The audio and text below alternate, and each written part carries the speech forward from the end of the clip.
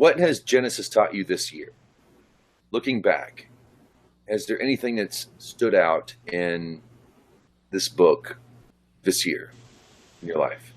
Uh, yeah, you kind of caught me off guard on that one.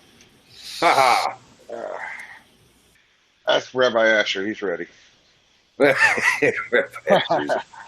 I am ready. I Go am for ready. it, Asher. Speak to All me. right. I don't know if you follow Parsha like we try to do in the Hangouts every week. It's the Yeah. best theme to bring from. What has Genesis taught you this year? Just this year in general. Genesis is really there to show us that we can't do things on our own. The main landmark in Genesis is Genesis chapter 3, and then it hops to Exodus chapter 20. In other words, the notion of the fall of man and original sin, the idea does exist in Judaism. It doesn't cry out for some sort of savior to save you from hell, but the idea that we fell from great heights in the garden only to be rescued on Mount Sinai is really what Genesis chapter 4 till Exodus 19 has to tell us, that we can't do things on our own. Now, I believe that Genesis chapter 3 prophesies Mount Sinai, or then it really doesn't mean anything. The rabbis teach that the serpent in the garden was what we call the Yetzer Hara, our evil inclination. And it was really us thinking that we can be ethical, that we can do things without God, or that we can figure out what's right and wrong. And that's what it says in the punishment in Genesis chapter 3. It says that man's basically going to live off the sweat of his brow, that he's going to have to try to basically figure everything out on his own just to show that we can't do it. And then it says that when that serpent strikes again, that man's going to be able to crush his head. And that is Mount Sinai, because God repairs the relationship that he had initially with man in the garden. It says that God would speak to Adam, i.e., why is he called Adam? Because Adam means human, it means humanity. He repaired that relationship on Mount Sinai because he spoke to us again. That's what Genesis is. It's showing people trying to be good, but without God, without having a standard to aspire to. Freestyle ethics. Everyone's just trying to do the right thing. This is why we see even Jacob break laws that later on were prohibited. Marrying sisters.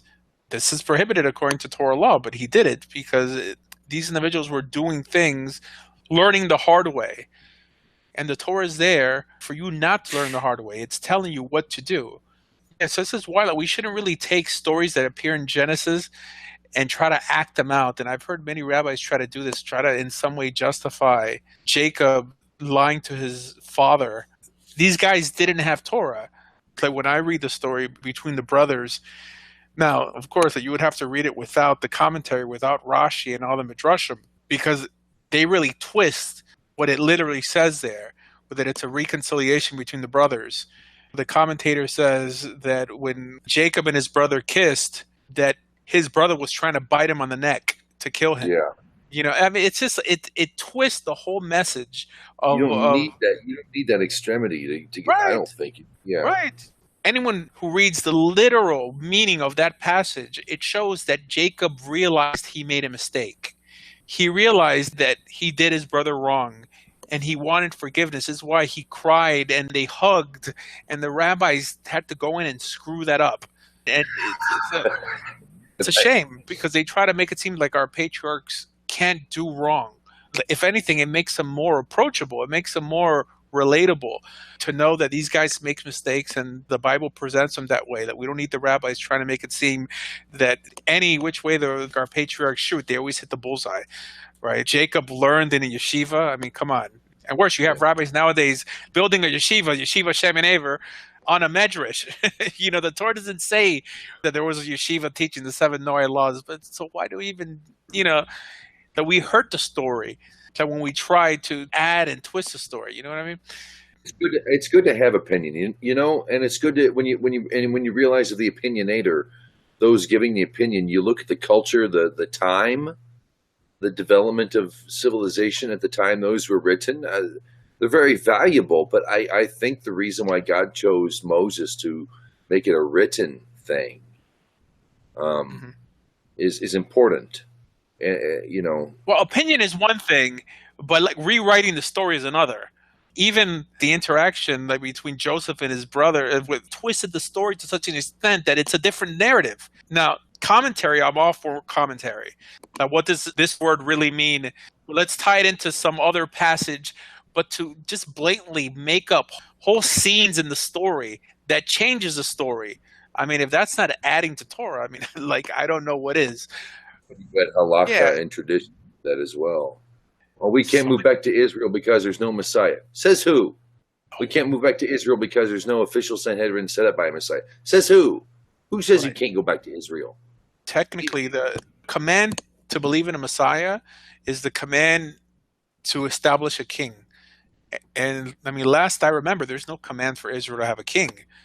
I Yep. mean, it's an optional thing. Later. Yeah, and God made that clear.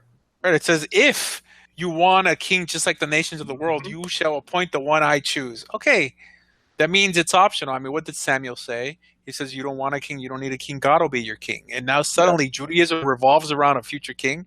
We can't forget the source material and what it says. I mean, I'm for having teachers and having them expound things, but don't forget what it originally says, because you have people walking around condemning everyone to hell. And the Torah never even, the Torah never even mentions hell, you know? I mean, it never mentions heaven. It never mentions a Messiah. It never mentions the resurrection of the dead. You know, but suddenly these are tenets of our religion. I mean, come on. I mean, it could be like nice ideas, interesting, but let's not start excluding others for not believing stuff that's not in the Torah.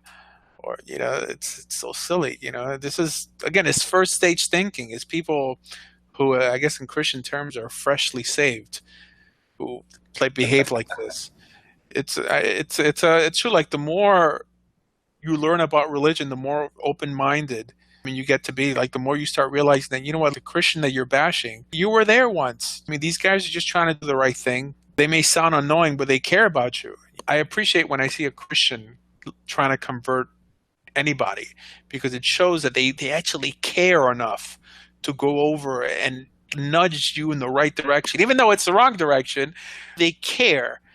And I think that's a lot more admirable than someone who actually knows the truth, who doesn't give a damn about anybody else.